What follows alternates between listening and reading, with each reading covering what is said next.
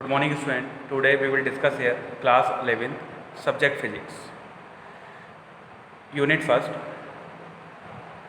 Previous video में हमने explain किया था scopes of physics and now in this video we explain basic forces of nature. Basic forces of nature in our daily life we come across many types of forces. हमारी daily life में काफ़ी ऐसे forces हैं. For example muscular forces, frictional forces, elastic forces, magnetic forces, electric forces etcetera.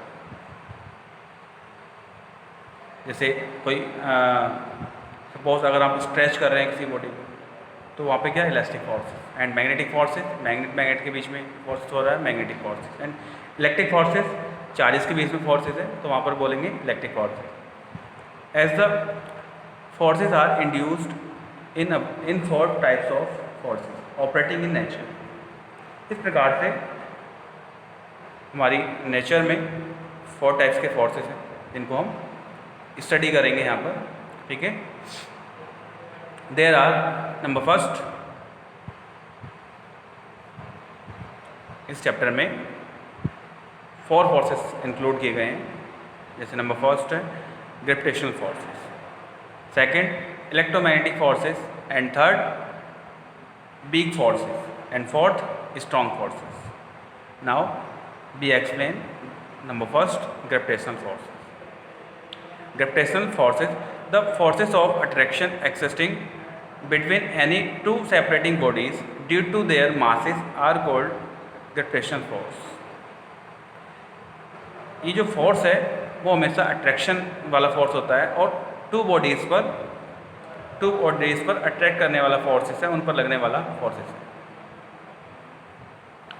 M1 and M2 are the two masses. Then it distance between M1 and M2 distance R and masses M1 and M2. So the force F proportional to the product of mass M1 and M2. ठीक है. इन bodies का जो मास है M1 और M2 उनके product के proportional होता है. ठीक है. प्रोपोर्शनल का मीन्स है जैसे ही हम फोर्स को मासेस को इंक्रीज करेंगे तो फोर्स भी क्या होने लगेगा, इंक्रीज होने लगेगा. ठीक है. And F inversely proportional to 1/r². Means है जो बॉडीज़ की बीच में जो डिस्टेंस है उस डिस्टेंस के स्क्वायर के प्रोपोर्शनल होता है फोर्सेस. ठीक है. जो फोर्सेस है वो प्रोपोर्शनल होता है बॉडीज़ के डिस्टेंस के square. Okay. So from equation first and second F proportional to M1 M2 over r². Combine कर लेंगे equation first and equation second को. देन F जैसे ही प्रोपोर्शनल के सिंबल्स को रिमूव करेंगे एक न्यू कांस्टेंट जनरेट होगा F gravitational constant. So F is equal to G M1 M2 over r², where G is a gravitational constant.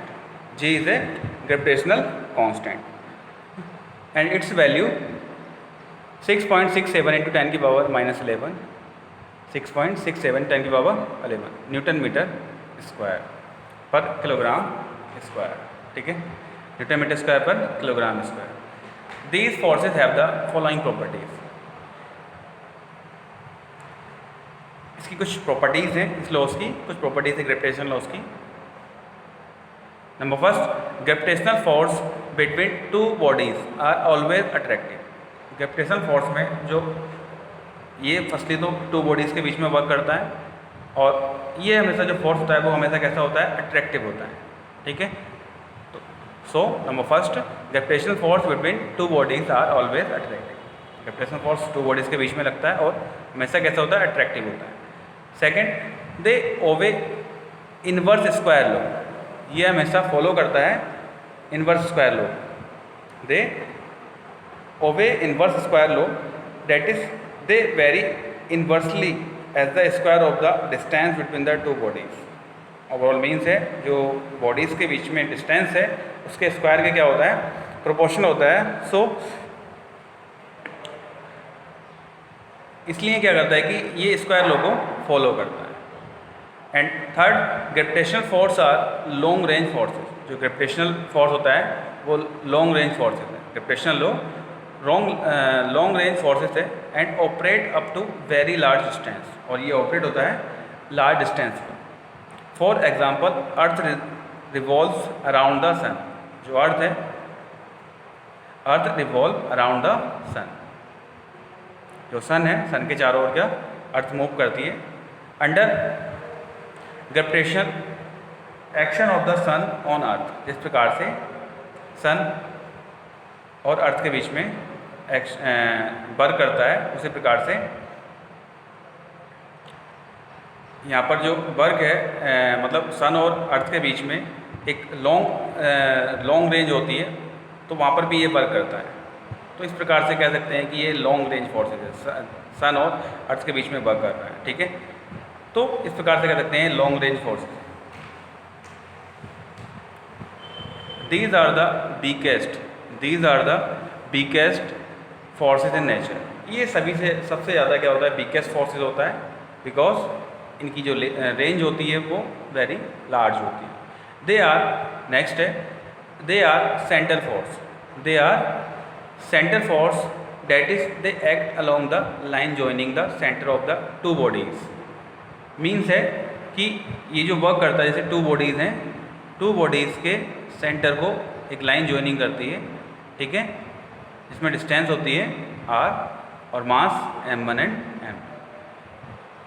m2। सो इसी reason से इस फोर्स को क्या बोलते हैं, सेंटर फोर्स। ठीक है, इस फोर्स को क्या बोलते हैं, center force. Hence they are conservative. ये क्या होते हैं, जो फोर्सेस हैं वो कंजर्वेटिव फोर्सेस, संरक्षित फोर्सेस।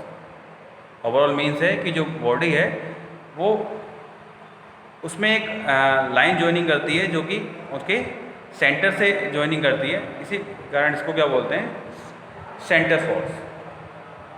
और वीकेस्ट फोर्स होती है बिकॉज उसके पीछे रीजन है कि ये लॉन्ग डिस्टेंस पर वर्क करता है, इसलिए ये सबसे ज़्यादा वीकेस्ट होती है। Thank you.